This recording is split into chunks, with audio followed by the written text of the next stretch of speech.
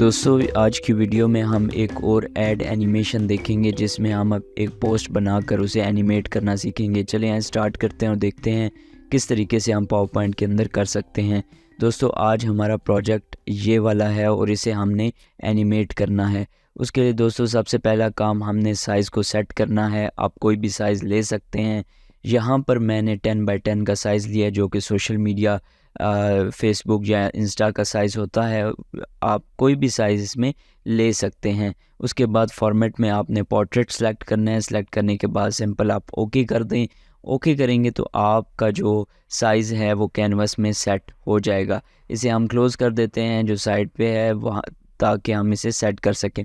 उसके बाद दोस्तों बैकग्राउंड ऐड करना है। यहाँ पर अगर आप ऑनलाइन पिक्चर्स में आते हैं तो यहाँ पर आपको काफ़ी सारे बैकग्राउंड्स मिल जाते हैं। अगर हमने यहाँ पर ब्लैक बैकग्राउंड सर्च करेंगे तो हमें काफ़ी सारे यहाँ पर बैकग्राउंड्स मिल जाते हैं, लेकिन मैंने एक बैकग्राउंड सेलेक्ट किया था तो उसे यहाँ पर पेस्ट कर लिया।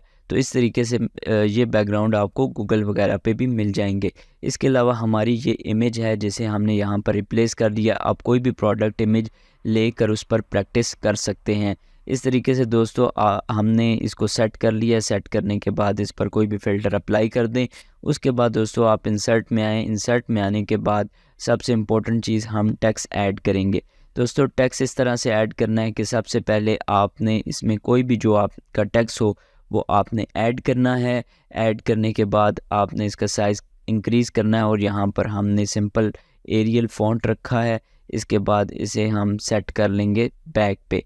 इस तरीके से दोस्तों इसकी डुप्लीकेट कॉपी लेनी है। कॉपी लेने के बाद हमने यहाँ पर सेकंड जो टेक्स्ट था वो पेस्ट कर लिया है और इसका फिल जो है वो ऑफ़ कर दिया ताकि आउटलाइन में हमें वो चाहिए, ताकि हमारी इमेज का बैकग्राउंड हमें दिखता रहे। इस तरीके से दोस्तों आपने अपनी इमेज को सेट कर लेना है जो भी आप इमेज क्रिएट कर रहे हैं। इसके अलावा हमने थोड़ा सा इसमें ग्लो ऐड कर दिया है ताकि इसकी ब्यूटी में मज़ीद इजाफ़ा हो जाए। इसके अलावा अगर इसमें आप ऑफ़र वगैरह ऐड करना चाहें, आप इसमें कोई और टैग वगैरह ऐड करना चाहें तो वो भी आप कर सकते हैं। अगर आप इसमें किसी भी किस्म की मॉडिफिकेशन करना चाहें तो कर सकते हैं। कॉन्सेप्ट सेम है। उसके बाद आपकी मर्ज़ी कि आप उस पर क्या क्या अप्लाई करते हैं। आप देख सकते हैं कि हमारा डिज़ाइन आलमोस्ट रेडी हो चुका है।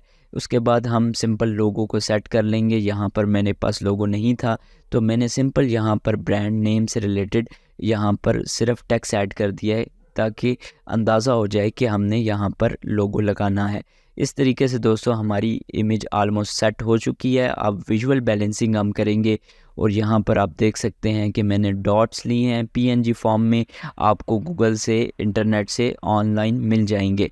इस तरीके से अगर नहीं भी हैं तो आप क्रिएट भी कर सकते हैं। शेप्स को यूज़ करके आप अपनी मर्ज़ी से क्रिएट भी कर सकते हैं।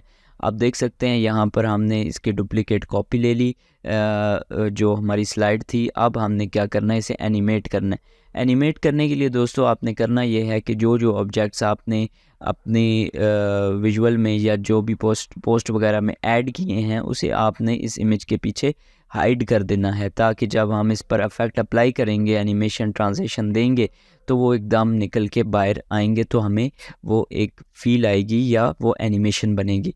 अब हम मॉर्फ एनिमेशन देंगे तो आप देख सकते हैं कि इस तरीके की एनिमेशन हमारी बन चुकी है। इसी तरह की एनिमेशन वीडियो एड्स में देखने को मिलती है। इसके अलावा अगर आप इसके पीछे म्यूज़िक ऐड कर दें तो वो तो बहुत ज़बरदस्त हो जाएगा।